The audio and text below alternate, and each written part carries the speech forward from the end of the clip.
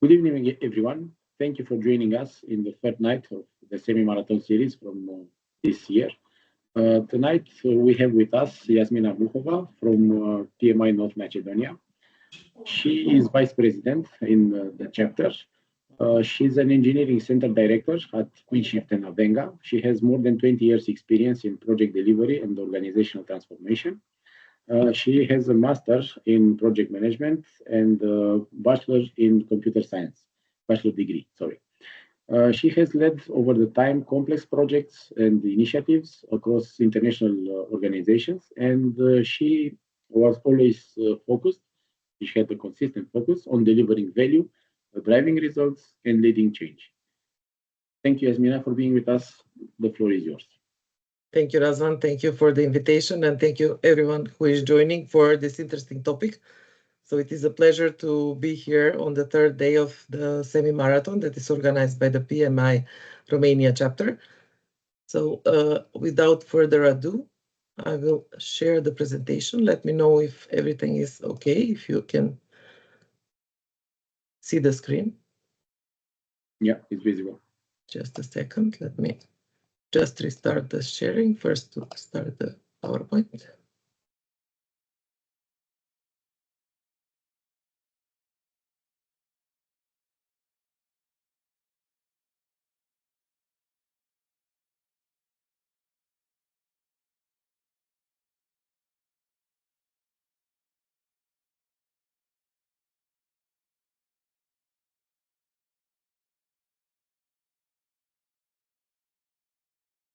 Give me 1 second.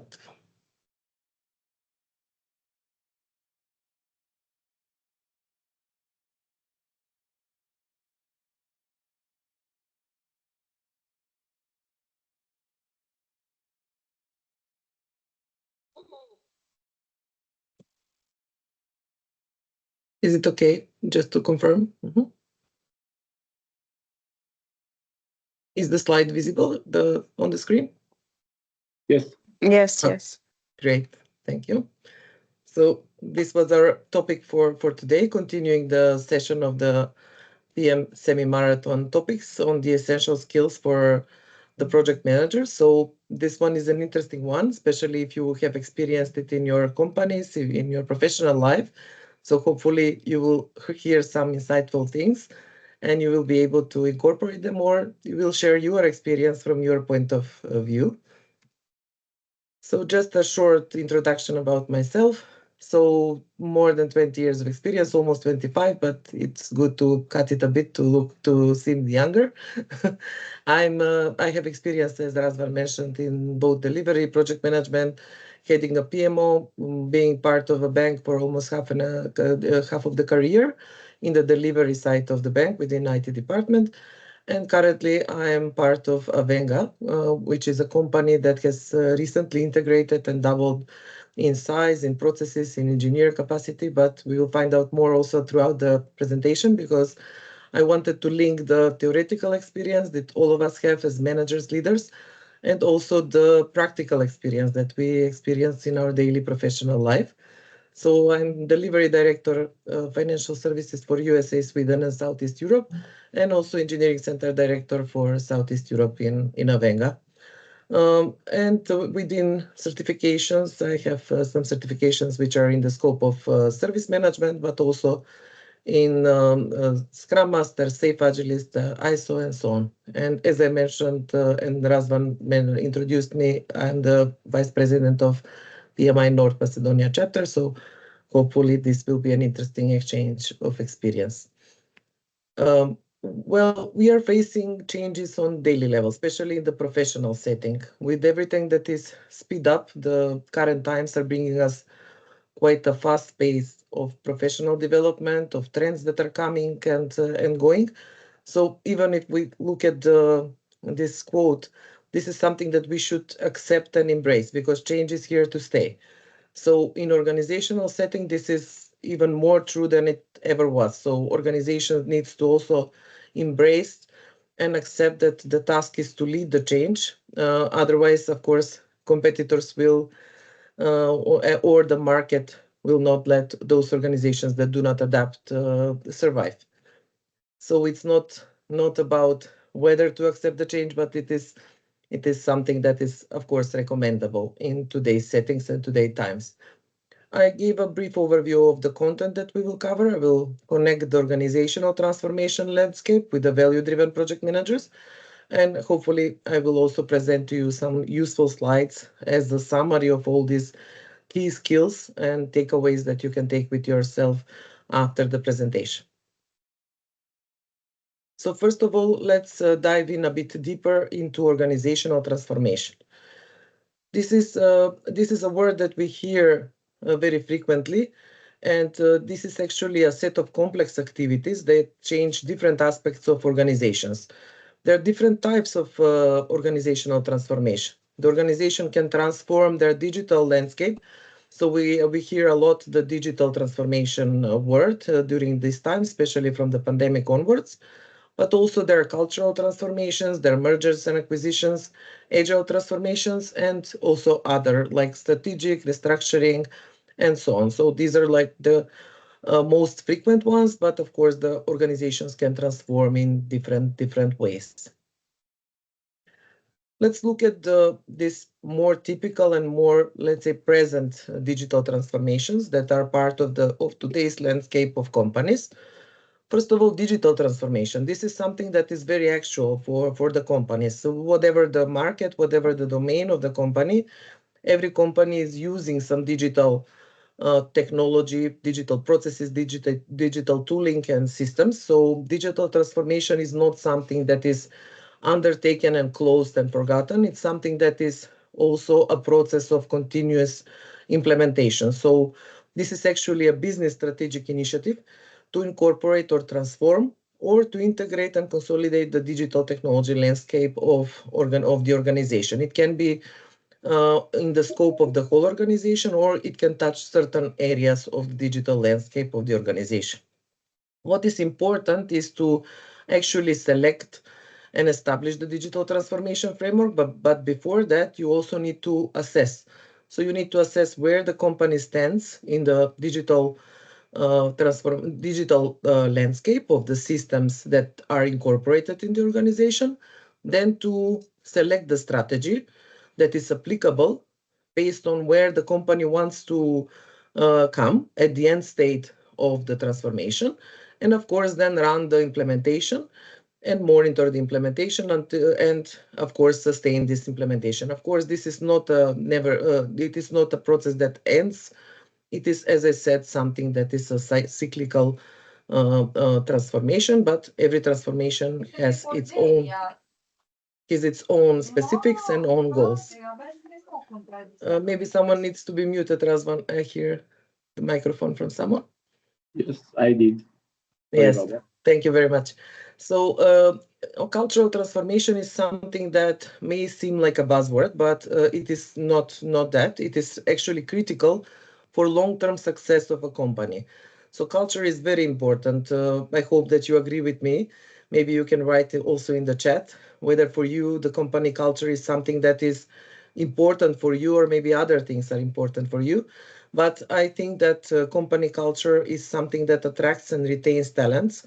And if the right values and norms are there and present in the company, it can also enable the company to be agile, to be adaptable, to be flexible, and to respond to change. So it's not only about a set of values, it's about how the company functions, how the company, what kind of talent is attracted to the company, what kind of talent stays in the company. So doing a cultural transformation is something that is also done intentionally. So it cannot happen only on its own. It should be guided. So there are, I hope this is interesting for you to see. For example, we have from this source that is mentioned here, 4 major cultural types, and maybe you can recognize the setting in which you are working currently, or you have worked in the previous experience in your professional life. So some companies can work more in a collaborative mode. Some companies or maybe domains require maybe more controlling mode. Also, there are companies that are with market culture, so they have more competing organization where leaders are competitors and producers.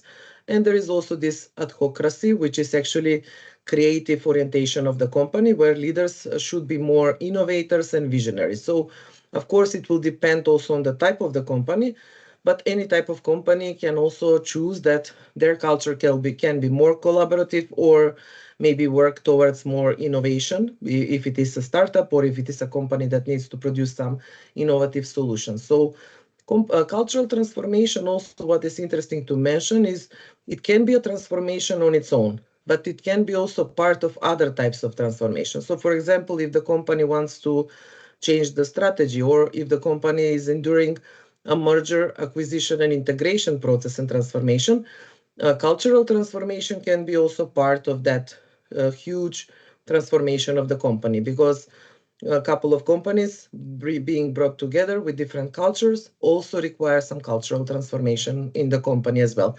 Or it can be done intentionally in order for the company to be up to speed with the new era, up to speed with the market requirements, up to speed with the new generations that require maybe different set of behaviors and values and norms, or adjustment in this area. So this is something that can happen, as I said, also in a manner that is planned in the company. And mergers and acquisition, this is something that is very actual in the company where I work.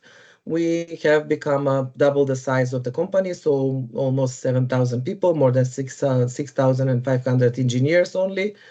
So two large companies have merged together, and this is an example of what kind of merger can happen.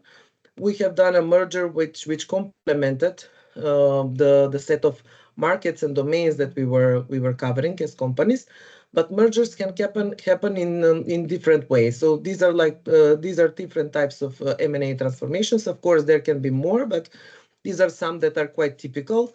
So, for example, if there is a horizontal merger of the companies can be with similar or complementary services or products, but they want to expand their market. So they want to be present on some markets where they are not present.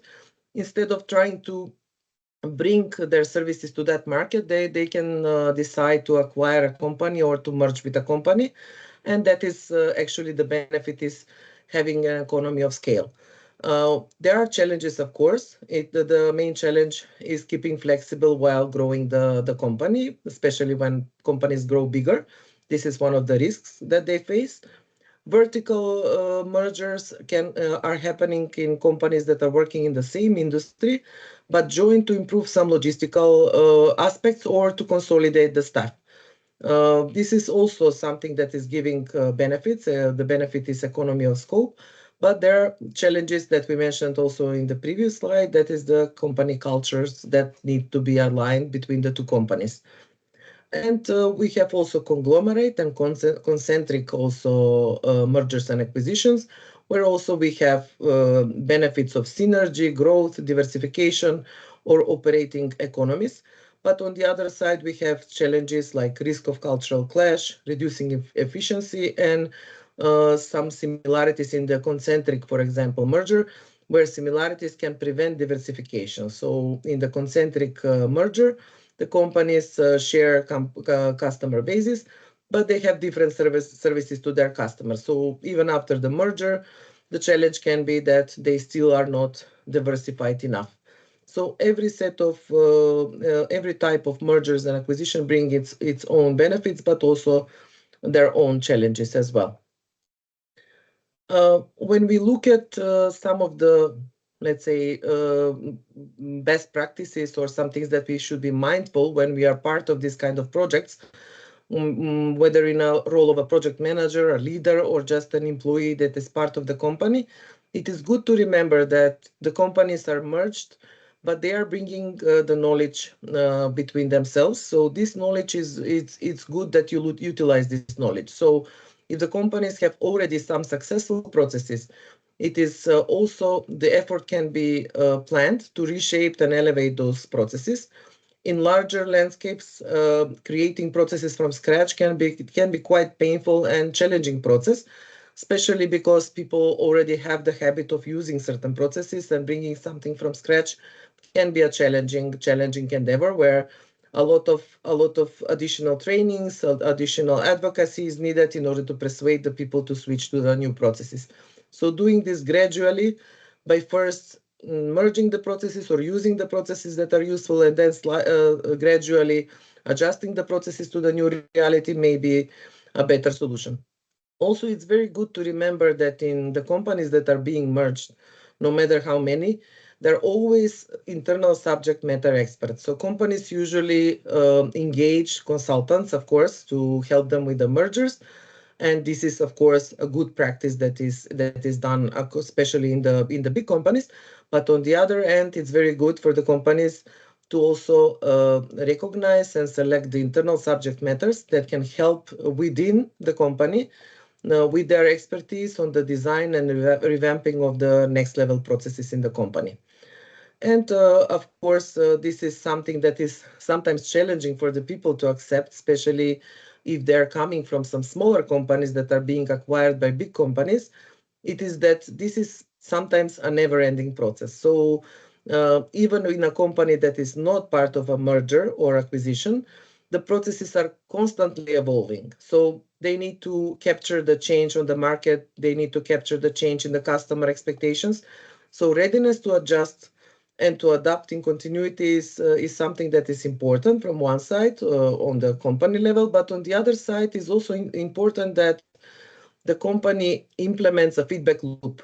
So if we drop the processes, but in reality they are not helpful, or people are facing more challenges with the processes instead of not using the processes, then we also need to be ready as a company to recognize and adjust those processes. So whatever is used in the reality, that is a process that should be kept. Whatever is challenging in the reality of the company and organization, it should be adjusted or changed. So agile transformation, this is something that for sure you have experienced. Maybe you can write in the chat whether you have experienced an agile transformation. Maybe you have led an agile transformation, and I would be interested. I would like to know if you have faced some challenges and what were those challenges that you have faced during the agile transformation.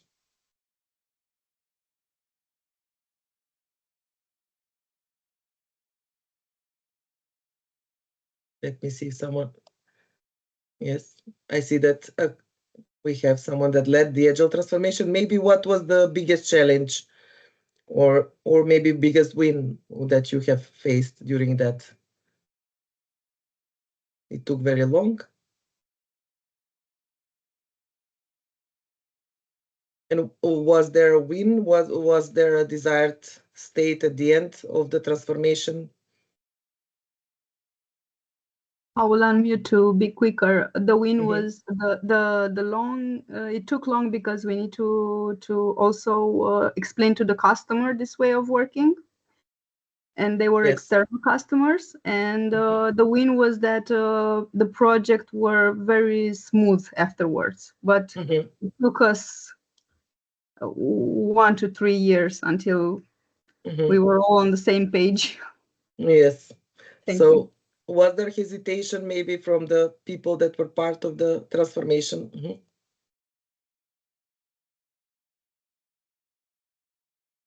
On our side, no, because we are an IT provider and we all wanted to do that. Yes. So there was motivation on the company side, but on the customer side, you needed to buy them in or to persuade them that this will bring them value. Exactly. Yes. So that is something that I also mentioned here, that actually when you look at the do's and the don'ts of the agile transformation, you can see that actually it's you can roll it out in phases. So this is something that maybe can help. Of course, internally for the external customers, you always need to be aligned what they're ready to accept. But for the internal agile transformation, you can roll it out in phases. So it's good for people to see, especially the ones that are maybe part of companies which are not agile, or if you are transforming a department that is maybe not IT, not technical department, and maybe they're hesitant about transforming into agile way. So it's good to roll out in phases to see the wins, and then actually, if you have this kind of checkpoints, you can also evaluate, you can learn and adapt. And of course, engaging an agile coach like we heard now. So it is always good to have people that are leading this agile transformation. It cannot happen on its own with a wish and with a good set of wishes. It should be happening in a structured way. And of course, a unified leadership team with common goal. This is important. The leadership team of the company as well needs to be persuaded and needs to support this agile transformation, because as we hear from the example, but also from our reality, because I have also been part of agile transformation on the customer and then also internally in the companies. It doesn't happen easy and it doesn't happen overnight. So the leadership team needs to be persuaded that this is the way to do it. And of course, it's important also to have a clear end state, because in this way you can check whether you have reached the desired goals. On the other side, there are some don'ts that need to be taken into consideration. One of them is that actually you can have the agile values clashing with the organizational values. So if the company is more bureaucratic, then it's not very easy to implement the agile values. Or if the domain doesn't allow this kind of, if it is more regulated and so on, you have to be careful in how to implement this transformation. Also, if one thing worked for one customer or one company, it cannot be replicated in the same way for another one. So you have to customize the agile transformation. You have to see where the company is currently, and then you have to have the end state and how you want to get there. Of course, you always have to be careful for any transformation. What are the people that are engaged in this endeavors? So you have to be careful, and you can also select, of course, always from within the teams, and also hire the right people that can lead this transformation. And of course, there needs to be a regular coordination and communication so that people are aware what is happening, where the company is with the agile transformation. And also, if it is only a pilot implementation, it will not bring value to the whole company. In my experience, pilot implementations are good to test some benefits, but if it is not rolled out on a larger scale, you will not get the benefits. You can be adaptable, flexible, but if everything else is waiting, then you will not get the benefits of being agile or flexible. And just to see actually whether the organizational transformations fail. So this is a question that I'm posting here also for you to consider, because we are always hearing how many companies are ongoing digital transformation, how many companies are being merged. So are these transformations actually successful? So I looked for some statistics to see. I was quite surprised to see that actually the upsides of all transformations are that companies that are engaged in the transformation will have up to 30% bigger revenue growth, according to Forbes. But on the other side, the downsides are that only 34% of any major change initiatives are successful, and even 1/3 only fully achieve their goals. So this is not that convincing, let's say, statistics. But on the other side, if we see the complexity of these endeavors, we can also understand these statistics. And what are the key factors actually that are contributing to these statistics? One of them is not establishing the sense of urgency. So companies always think that they have time. They have time to change the system. They have time to implement something new. They have time to change the culture and so on. But in this present time, of course, time is something that is a scarce resource, and if something requires urgency, this needs to be clearly identified within the company. Also, there is a need of a powerful coalition in the company that will drive all these transformations, and of course, with the right support from the leadership and from the all stakeholders needed. And also declaring victory too soon. If we just do the things that are on a certain checklist, but we do not evaluate the values and how the situation is actually in practice, we shouldn't be celebrating yet. So we should be monitoring carefully how the transformation is ongoing, even after we have finished maybe the project, to monitor whether we need to stabilize some things, to monitor what is going on. And also absence of short-term wins. Transformations can take a long time, so months and years. So people lose the motivation to be part of large and complex projects because they do not see the wins. Any absence of short-term wins only contributes to this more. So it is good to actually have these milestones, have the short-term wins, or implement what is already existing, so that people can see the value from the transformation. Also, the expectations. Sometimes in one project for transformation, everyone is thinking that all the problems in the company or all the challenges in the company will be settled and solved by this project of transformation. So this is something that we should set the expectations right.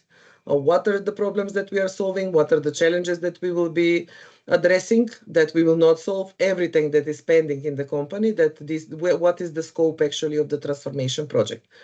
And also one important thing that we will actually be talking more about today is the lack of value-driven project management in many of these projects.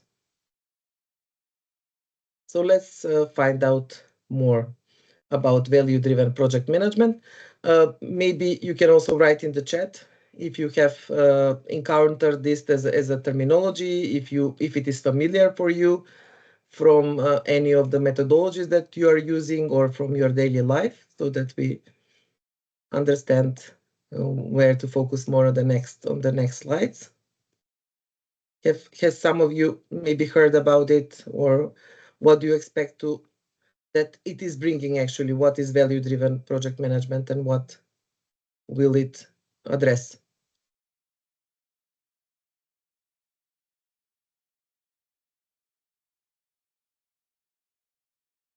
And I can also go to the next slide and we can find out together a bit more. It is actually a project management that is focused on aligning the project outcomes with the values and expectations of stakeholders, but throughout the life cycle of a project. So we need to actually identify what is valuable for the customers and for the stakeholders. And this actually needs to be translated into measurable project objectives. So in order for that to happen, we can have several points that are listed here. So first of all, to identify, as I mentioned, what are the values, how we can measure then those values. Also to remember that we need to have the life cycle perspective and to focus on the long-term benefits. So the project is ongoing in the company, but we need to also focus on not only on the values that we will face along the project, but also on the long-term benefits.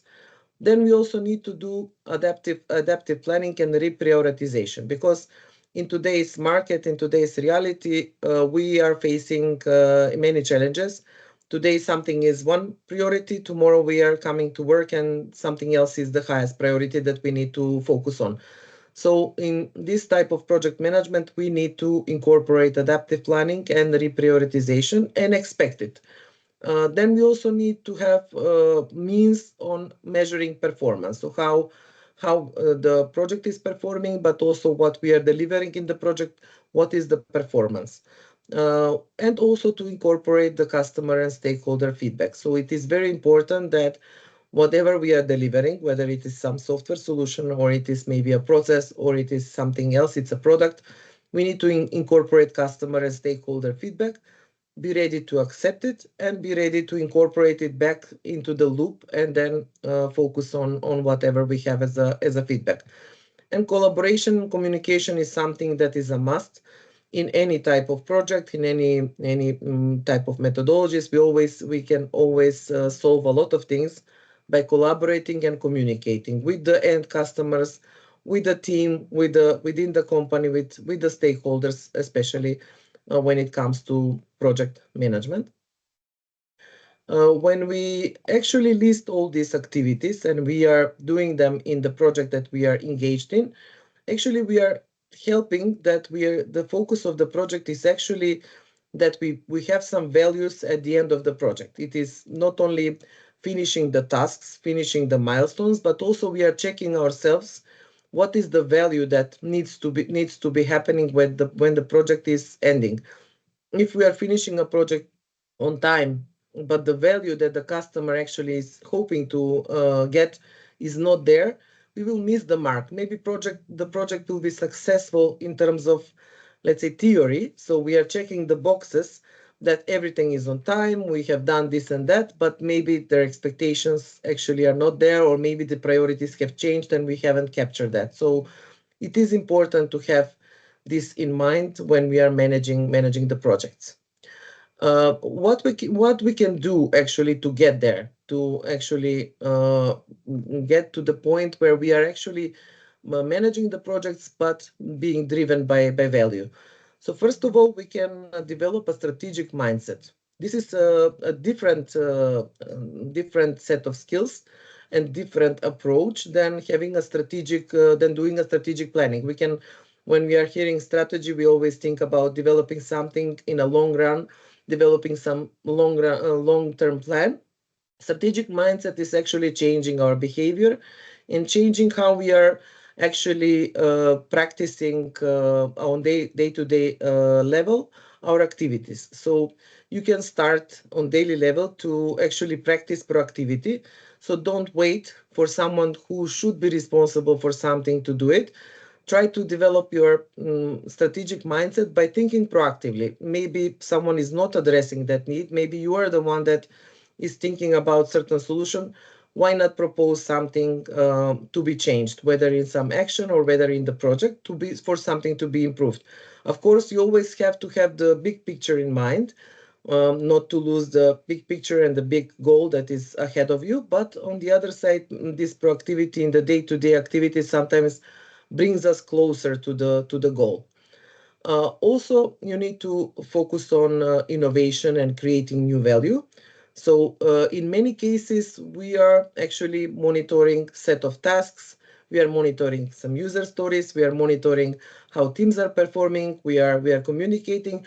But it's also good to stop, to do a step back and to think about any potential for some innovation and creating some additional value.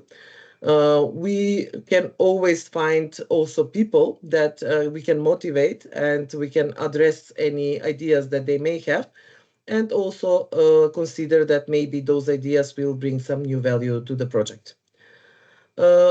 Challenging the status quo. It is a phrase that it's used and reused and so on, but I don't think it is obsolete. It is something to be remembered. It's especially when you are joining, maybe you have faced this if you have changed sometimes a company. You worked for one company, you were used to doing some things by the processes that are already established in the company. You have heard from the colleagues, okay, this is done this way, and you accept how things are done, or you get used to how things are done. When you are changing a position or you are going to another company, actually you have this fresh view, fresh eyes, where even though people are telling you, okay, we are doing these things in this way, you may have some different reaction, or you may ask why. Why are you doing it like this? Isn't there a better solution? Isn't there some automatic process or some automatic report? So I think it's always good to remember how to have these fresh eyes, or to ask even some of the team members that may be afraid sometimes to express their ideas, to bring them to the table and to address and ask them to provide their ideas, because sometimes you will be surprised that some colleagues may have these fresh eyes and fresh ideas on something that you think that it can be done only in this way. So look for these creative ways, remember about it, and challenge the status quo. Also, it is good when you have this strategic mindset and strategic mindset in approaching things on your daily level in the project management, to prevent crisis instead of waiting for crisis to happen. Of course, as project managers, we all do risk management, we do risk identification, we do the risk analysis and so on. but it is also good to look at it from the overall perspective, from the project, from the stakeholders and so on, and to see if something can happen. So as project manager, I think it is intrinsic, it is understandable that it is something that we all do, and we are usually proactive in preventing some crisis instead of responding to crisis. What is also important in the value-driven project management is effective stakeholder management. So it is also something that is important in any project. Even the small projects have stakeholders, have end users, or have someone who is a project sponsor or is an end customer. So no matter the size of the project, this is some exercise that we usually do in order to understand how critical are certain stakeholders for the successful outcomes of the project. It is an analysis that is this matrix here can bring you useful view on what kind of stakeholders you have on your project. So with the matrix, you can see that we have this x-axis and epsilon axis as well. So ranging from low interest to high interest on the epsilon axis, and on the x-axis you have low influence and power and high influence and power. So if you have stakeholders which are with low interest and power and low influence, these are stakeholders that you need to monitor. They will not influence the project significantly, but on the other side, you need to be aware about them, you need to monitor. Because sometimes their power may change, their influence may change in the project, or their interest may change in the future, especially in long-term projects. Then you may have some low influence and power stakeholders with high interest in the project. So these stakeholders should be informed, and you should show consideration for them. So you need to keep them in the loop. You need to regularly inform them. You need to check how they want to be informed on the progress of the project. Then you have also the low interest but high influence and power stakeholders. These are stakeholders that you need to manage properly. You need to meet their needs. You need to work with them. You need to, of course, inform them, and you need to take care about what is the interest on the project and what is happening with their inputs on the project. And close engagement for the high interest and high influence stakeholders. These are usually the key decision makers on the projects. So you need to engage them closely, and you should know that actually the decisions for the projects are most definitely coming from this quadrant. So of course, what is the way to do all of this? You need to align the project goals with the stakeholder expectation, and of course, as we mentioned previously, the risk management part needs to be established early on into the project. And in the value-driven project management, we also can do an assessment with a matrix that is value versus effort matrix. Efforts that are put into the activities can be evaluated using different methods. So you can find, searching on the web, you can find different methods, how you can evaluate the activities, how you can evaluate any group of activities that is happening on a project. This is a simple way, actually, that you can even utilize on your daily level, not only within the project, but even in your daily to-do list, professionally or personally.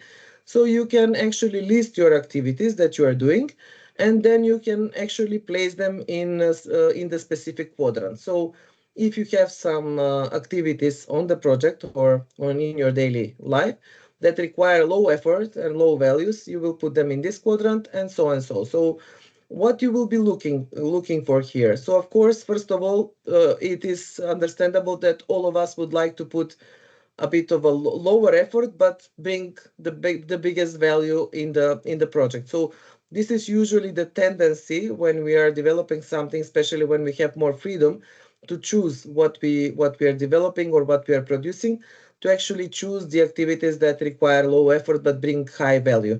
So what is the risk here is that we are focusing too much actually on this type of activities, and we are forgetting about the ones that actually require some high effort, but also bring high value. So these are activities that we should be also mindful of. And of course, not to overload on this low effort and high value activities. So to have the right balance in order to achieve the goal. What is also important is to reassess regularly. So things may change. Something that was bringing high value yesterday maybe is not the reality today. So you need to reassess. So what is today's reality? What is today the most critical things? What is the thing that is bringing the biggest value? So you should reassess and check. And of course, the change or any change on the project and any change in the priorities needs to be managed properly. So, of course, there are multiple ways in how you can manage change. It is a separate and extensive topics, but in this context of today's presentation, what is important to note is that whatever the approach that you are choosing, you need to train on the selected approach. So you need to train the people that are part of the change. You need to be aware what kind of framework you will select or what kind of framework you will develop for this.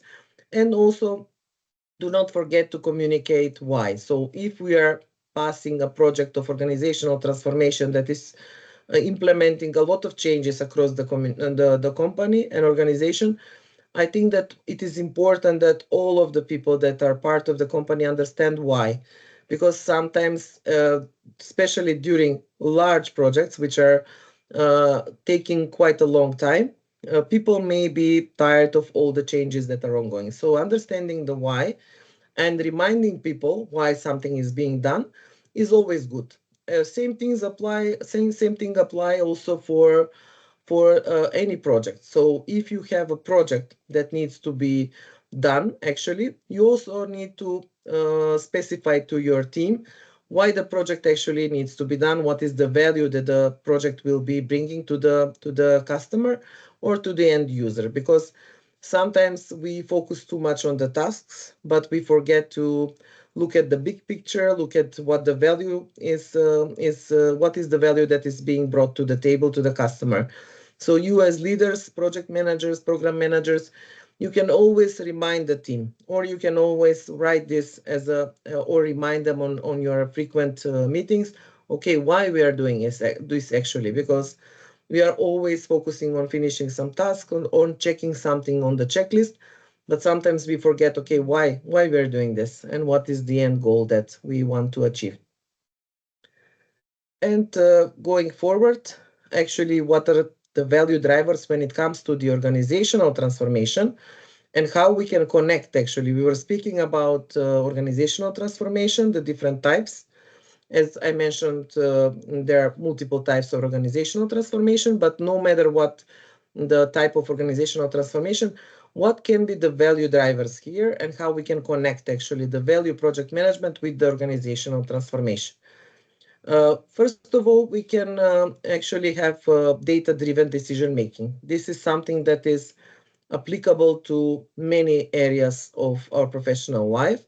So the same applies also to the organizational transformation. So measure the right things, have the data available to you, and check how you are progressing, check whether you are going towards the right direction, or maybe you are away from the mark, so that you can adjust in a timely manner. It's also important that whatever the project is in front of you, especially this large project and complex projects, you need to lead it with vision and collaboration. So forcing things is always more difficult. When people are persuaded that something needs to be done, and the end result is something that will be beneficial for the company, but also for themselves, they're much easier to believe the vision and to collaborate, actually. Otherwise, you will face a resistance of the people that are part of the company. So the vision should also bring the people together. And it should be also the reminder, especially in settings like mergers, where people maybe have worked under different missions, visions, had different maybe realities. When you merge them together, you also need to remind, okay, what is now the common vision?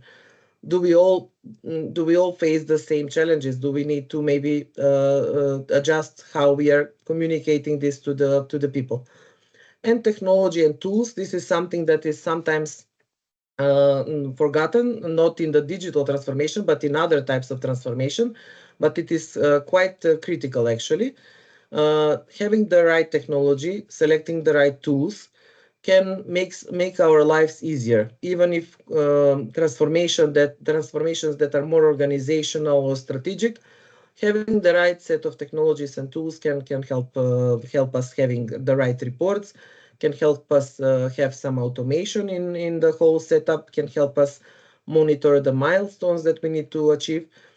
And risk management is something that is always applicable to any type of project, especially to complex ones, where sometimes it is difficult to have visibility of what are all the risks that will happen throughout the life cycle of the project, especially because some of these projects may not repeat. So we are not changing the company culture every year. So we may change the company culture after some period of time, because we think that we should be up to date with some norms, values, and so on, or include some diversity, equality into our cultural values and so on. But we are not changing usually this type of aspects of the company on frequent level.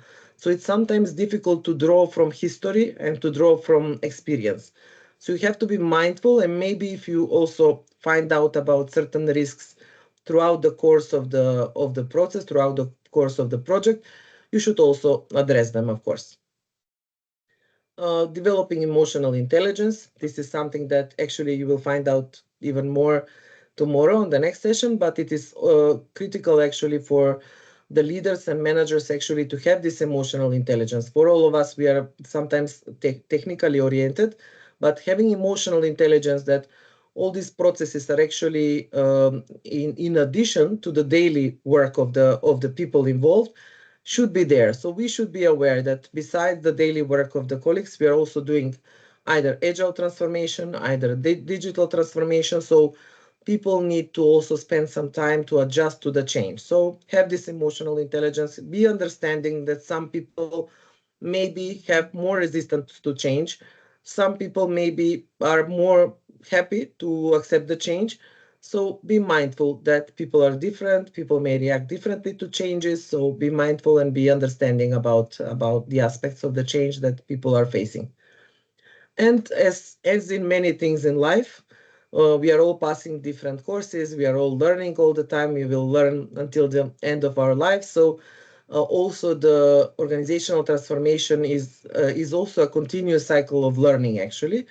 And sometimes I see that this is something that from the sources and the literature that I was reading before preparing this presentation, actually sometimes organizations ignore this. So they think that, okay, we will do the project, we will finish, the organization will be transformed, then we move on. So it is surprising that even big companies are not actually understanding that this is a cycle of learning and adapting, actually. So you will evaluate before starting the transformation. You will adapt certain things. You will transform as an end, let's say, as an end part of this cycle. But then you will evaluate again, especially in digital transformation, in organizational transformation. You will constantly evaluate whether you need to adjust some aspects of how the company is transforming. And I think that if this is a part of how the company works, it is much easier. Then people accept that, okay, it is good that actually we can change some things. If they don't work for us, we can change them. So not to be frustrated that actually something needs to be changed again.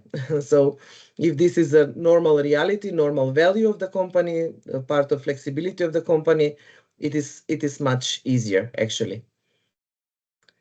And this is actually the value drivers of the organizational transformation, but in terms of the roles that can support here. So first of all, we can connect both worlds by introducing the roles. But first of all, let's look at what these roles will help us with. So the transformational goals can and should be connected actually with the organizational strategy. If the company has a strategy to expand to certain markets, for example, to Asia, but the transformational goals are misaligned with that goal, with that organizational strategy, we will miss the mark, or we will need to actually redo the transformation or revisit the strategy, which we don't want. So any transformation should be aligned with the strategy, and transformational goals that should be a result of the organizational transformation should be aligned with the strategy of the company. And also the focus should be on incremental changes, as we mentioned before in some of the previous slides. Doing things incrementally help us see the benefits and actually live the benefits of the transformation. It is very difficult to be persuaded that something will be good in 3 years. So we don't have the patience now, especially nowadays. We want everything now or yesterday. So incremental changes help the reluctance of the people to anticipate the change. And also it's not about the patience only. It is more about actually experiencing the values that the transformation is bringing. If you want to change something, for example, you are doing a digital transformation where you are merging several systems. You don't need to merge them for 6 or integrate them for 6 months and then to have something. You can integrate some parts of those systems, have some reports that will be now consolidated, and at least make the lives of the people easier before the full integration is rolled out. So people will experience the value as the transformation is rolling out. Then also stakeholder-centric transformation. We are mentioning stakeholders. This is something that is critical for us in the project management world. It is always good to be reminded who are the stakeholders, who are the critical stakeholders, what are their motivation, what is their power and influence over this project. So it's always good to check and to reprioritize, as we mentioned in these matrices before, and to actually check if we are aligned with their expectation. And this value-driven mindset, this is also a word that is important, and not only a word but also a value that should be incorporated into the company culture. If the company culture incorporates value-driven mindset, it will be much easier to roll out any changes. So if people start to think about anything that they're implementing, any process, anything that they're requiring from someone, that needs to bring some value, I think it will be much easier. Even when you have a meeting, you can think about it. Okay, I will have a 1-hour meeting with 5 people, 10 people. What will be the value of that meeting? Should it be a meeting? Will it bring some value? Maybe you can think about the value before doing the meeting and even communicate it with the people. Okay, the value should be that we are aligned on this decision, or we bring a decision together, and then we can actually initiate something that is blocked, or agree on something that should be started. So sometimes we are doing things out of habit, having regular meetings, status meetings, and so on. But we are forgetting to stop and think, okay, does this action actually bring some value? Or does my presence on that meeting bring a value? Or maybe I shouldn't be part of that meeting. Maybe someone else should be, that will bring value to that meeting. So it is always good to remind ourselves. Then delivering value continuously. It's not about sporadic bringing of value, but having a process that ensures that, okay, if we are doing some rollouts of some changes, then on monthly level or on bi-weekly level or on quarterly level, we will have this and this and that, and these changes will be actually rolled out. If people anticipate that, okay, I can wait for the next rollout of the changes, and then my life will be easier, my life will be more automated or simplified, it is very good. People are anticipating, people are more patient on the changes that are happening. If they need to wait, as we said, several years, it's a different story. And of course, prioritizing high impact initiatives, as we saw on the matrix of impact.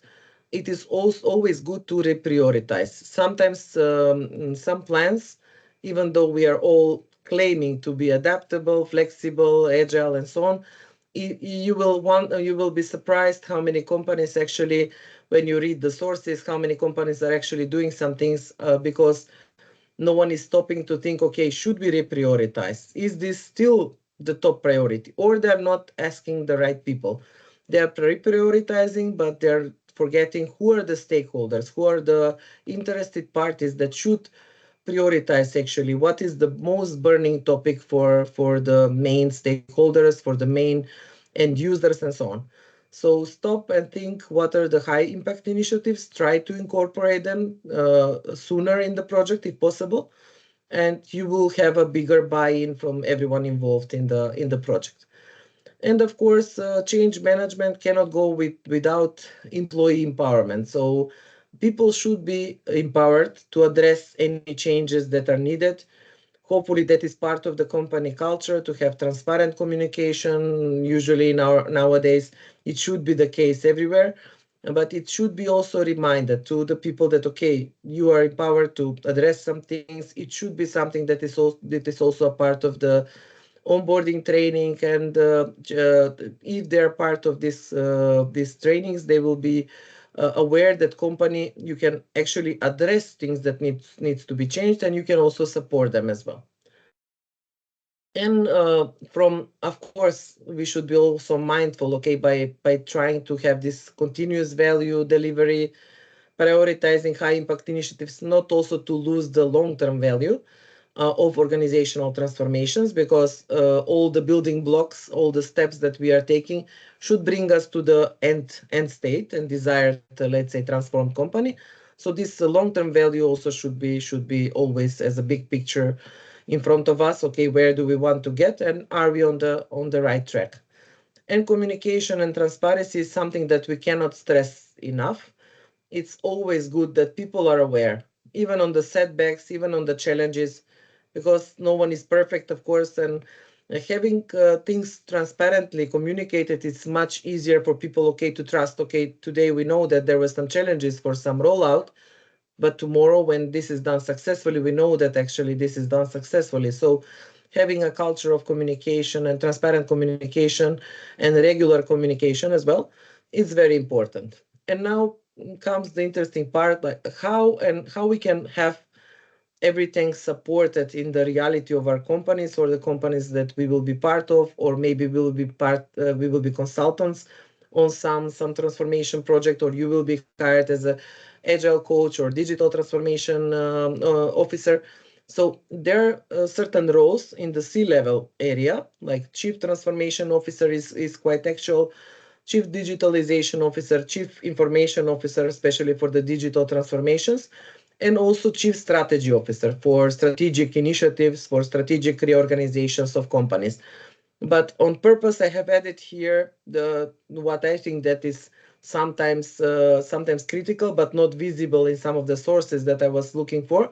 So those are the project manager and program manager, and of course also portfolio and so on. So all the roles that actually we are usually taking in the companies are there to connect the dots, because we can have the C-level management that of course are critical to build a strategy, but we need the right set of roles as well established as part of the team in order to connect the dots, to work with the team and actually push all those initiatives forward. So you as in the roles of project managers or program managers can help any of these initiatives that we were speaking about. So any transformation, even though it's complex process, can be led as a project. So your knowledge is quite significant in that area. And of course, there are additional trainings that you can take about transformations and so on, but having the right knowledge, having the right experience and the view that usually we have as project managers, program managers, sometimes opens the eyes on some of the risks that can happen, on some of the innovative aspects that can be present in the project. So I think this is critical to dedicate actually program managers and project managers for actually driving these strategies forward. And this is a slide that I have created. Hopefully it is helpful for you.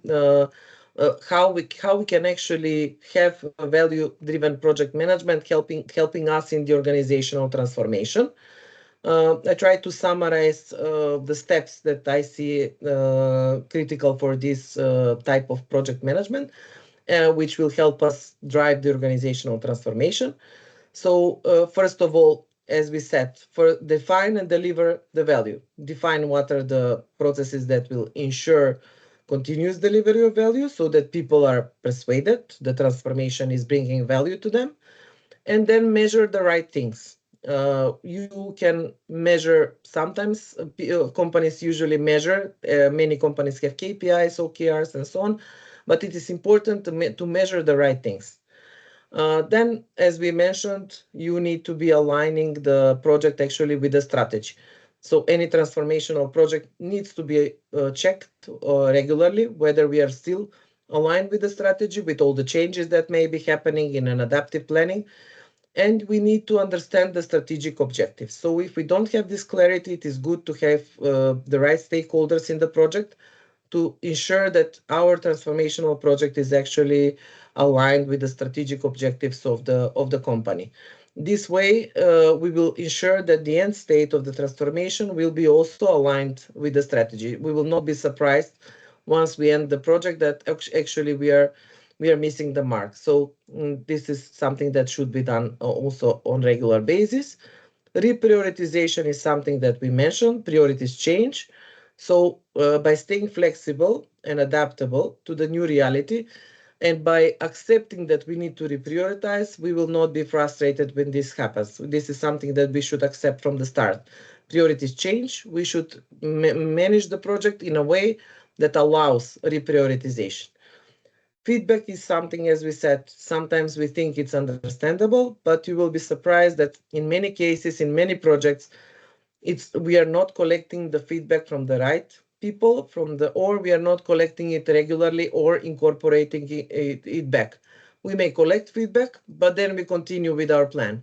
So you should embrace feedback, and you should actually drive the project in a way that embraces feedback. Of course, you can always consolidate and check what feedback is relevant for that project, and what feedback can be incorporated, or maybe we will need to change the scope.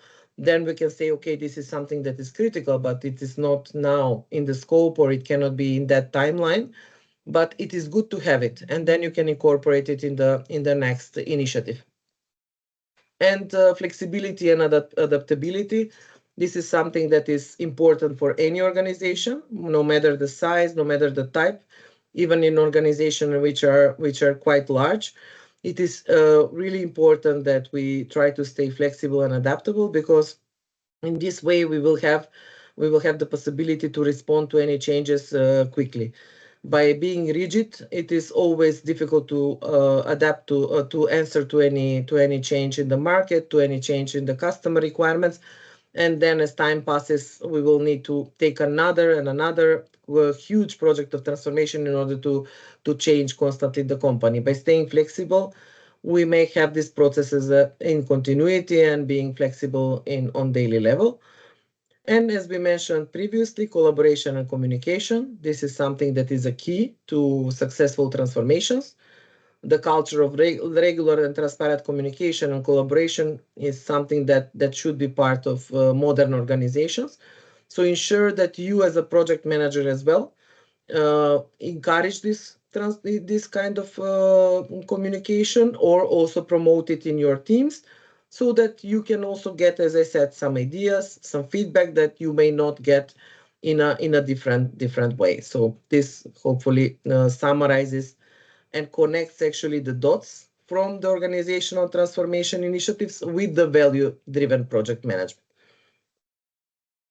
And I have captured here the references that I have been using when exploring this topic, and we will share actually with the team from PMI Romania chapter and with Razvan the slides, and you will be able to have them as links if it is useful for you to explore a bit on your own. And I'm not sure about the time. Hopefully we are okay. I was trying to speak a bit slower than usual, but I also wanted to leave some time for you to ask some questions and maybe discuss a bit together.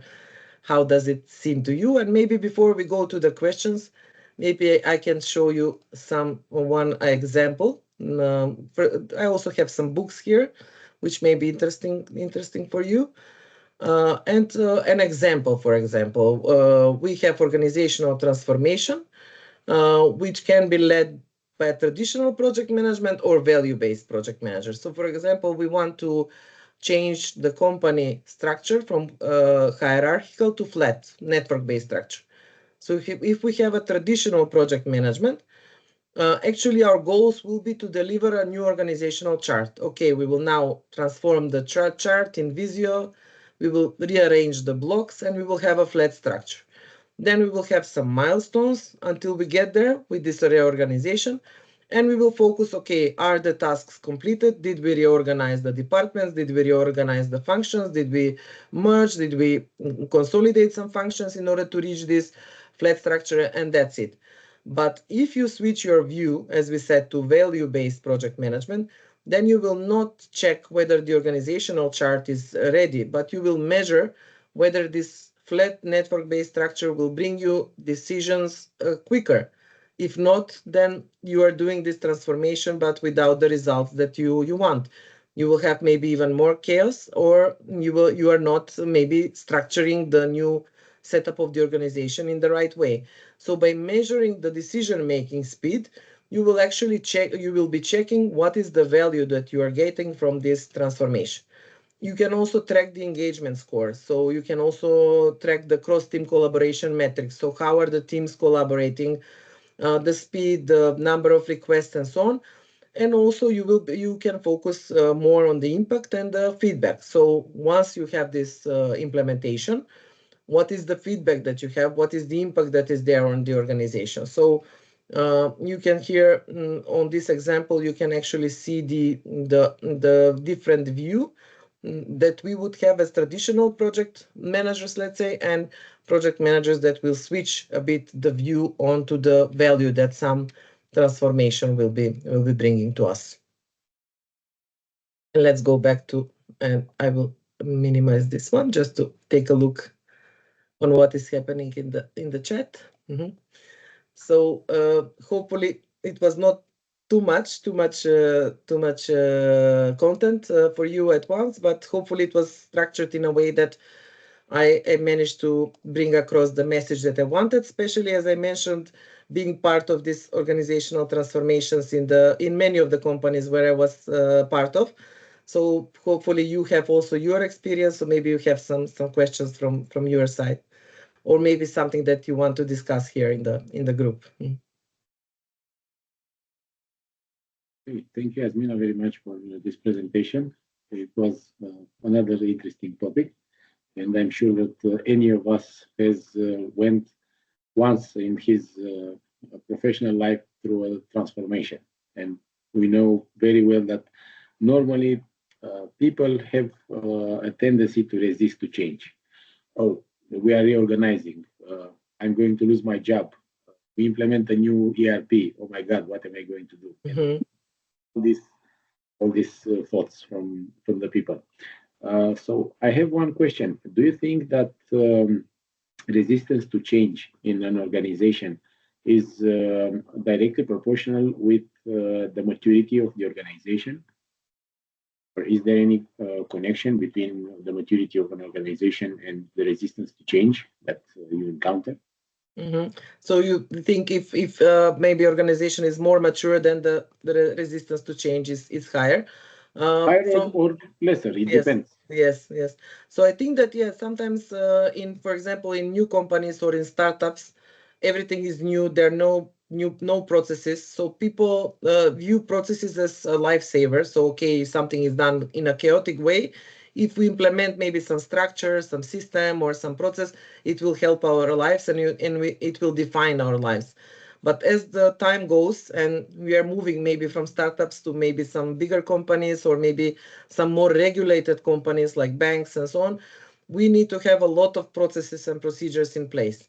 And what I see is, I think I have worked in companies that have existed for a longer period in an IT world, which is 30 years, 25, 30 years, but still have been able to stay adaptable and incorporate actually this cycle of continuous change. And somehow it has become a reality.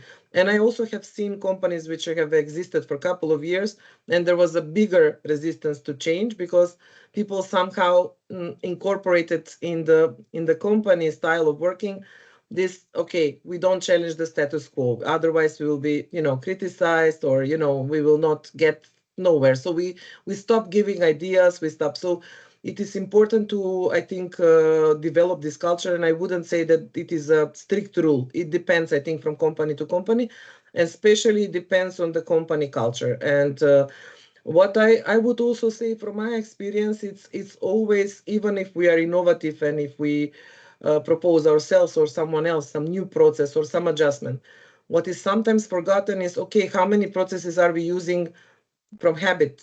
How many, if we are introducing a new process, should we delete the old one? Should we, is something obsolete? So what can happen in mature companies that we are adding things on top, but we are never removing. So that's why people, I think, in time get tired, and okay, we now add a system, but now we have one more place where we need to add some data. We are not integrating the system or consolidating, we are just adding something that should make our lives easier, but we are still keeping the old systems, either because of some reports or some legacy or so on. So I think that's what happens usually in more mature organizations. More and more layers are added, but we are not removing enough layers or consolidating. So maybe someone has another opinion and maybe can share it. Yeah, it would be interesting to hear Yes. all participants have to say. Yes. If they have another question. Thank Yes. you for You can just unmute yourselves if you have something to share, and it will be relevant for us. Maybe you can share whether you feel, for example, ready to lead some of these types of transformations. Would you feel ready that you can lead and you have the skills to help the organization reach the goals in the organizational transformation?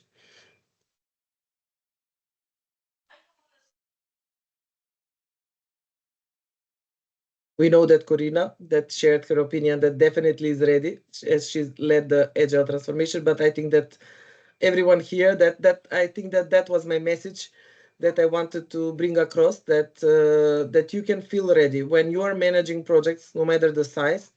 You have this view that sometimes is missing in other roles. So when you are a project manager, you always think about risks. You also think about opportunities. You also think about goals, daily goals, long-term goals. So even if you have the challenge in the company to accept, for example, being part of this kind of projects, in my opinion, having the view of a project manager, program manager can help you a lot, even though it may be your first project, or you will not have the historical experience that you can build upon.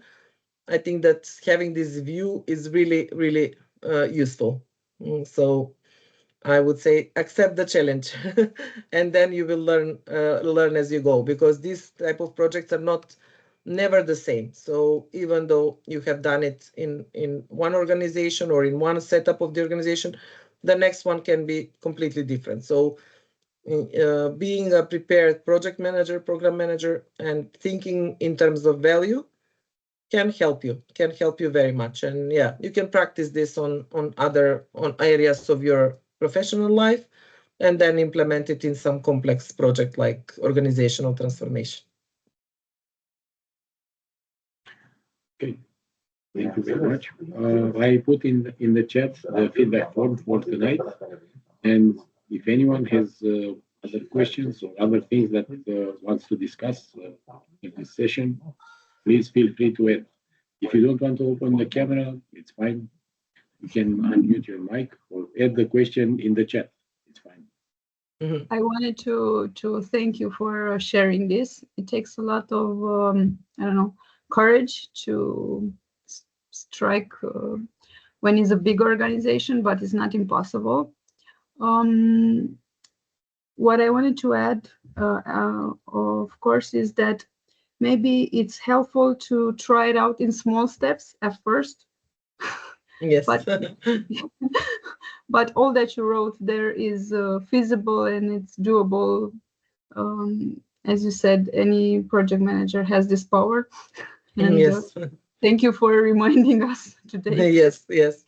Yeah, that actually, yeah, it's sometimes we have different roles that maybe have this strategic view, but on the other side, we need drivers and leaders that will drive all this in a project managed way with the value of course in question. So this is something that we as in the role of project managers should be reminded of. Okay, we are leading the project, but just to remind ourselves, okay, in organizational transformations, it's not about only completion, but about also about value, as in other projects. But just this comparison was taken today as a topic. Thank you, Corina. It's really useful, yeah, to hear also your point of view. And as you mentioned, it's also good to understand that these are projects that are complex and long running, and you need to have this optimism that eventually it will finish, and yeah, lives will be a bit easier. In my Yes. experience, was easier because I was in the role of CEO, and I could access the management easier and drive this. But looking back in the years when I worked in corporate, maybe if I had that courage back then, it would be different. Yes. It's always good to push ourselves, not too much, of course, but just enough, and yeah. doable. But it's also good to to embrace challenges, and yes, even though it may be like a one-time, because some of these projects may be a one-time project for the company, especially these mergers, acquisitions, as I mentioned, or other types of organizational transformation. So yeah, it's good to be encouraged that okay, I can try, and of course you can have transparent communication. Okay, maybe I need some additional training, maybe I need to also have some support, additional support, mentoring, but it's good to try it. It's a challenging project, but it's good to be ready also to know that from project management side we are equipped to also consider these kind of complex projects in a way that okay, it's a project as well, so we can equip ourselves with the knowledge. Thank you for your question and comment. And thank you everyone who joined. I know it's the middle of the week, it's a bit tricky. We don't have the energy like in the beginning. We are not yet there yet with the weekend. So thank you for everyone who joined today in the middle of the week. And thank you PMI Romania chapter, Razvan, and the team for inviting me. Thank you PMI North Macedonia for being part of this inter-chapter session of webinars. Well, we ran so far about 60% of our race. We have 2 more nights from this series. Those who attended this webinar will receive 1.5 PDUs from business acumen category. We will follow up to all that attended the webinars with instructions on how to report their PDUs that they earned by attending to our presentations. Okay, Jasmina, you want to present the speaker from tomorrow night, please? Yes, and tomorrow we briefly mentioned that actually the topic will be emotional intelligence, a key competency for the project manager, and the presenter will be Ana Dumitrace from the chapter of Romania. So hopefully I pronounced it right. If not, apologies. So I think that it will be quite a valuable session, especially for all of us leading teams, and yeah, it will be something that we can be equipped as project managers and delivery managers in order to have it as a key skill for us in the project management area. So I'm looking also forward to join the session tomorrow. Thank you very much. And for those of you who attended the first night, when we have Juliana Cifra presenting a topic that is also related to emotional intelligence, please make time and attend tomorrow night, because you will see that presentation comes hand in hand with what we heard on the evening. Okay. Thank you. Thank Thank you you, very Razvan. much. Thank you, everyone, once again. And yeah, we keep in touch. Sure. Have a Have good a evening. great evening, everyone. Bye-bye. Have a nice evening. Bye. Bye. Thank you. Bye-bye. Bye. Bye. Goodbye. Thank Bye-bye. you. Bye. Bye.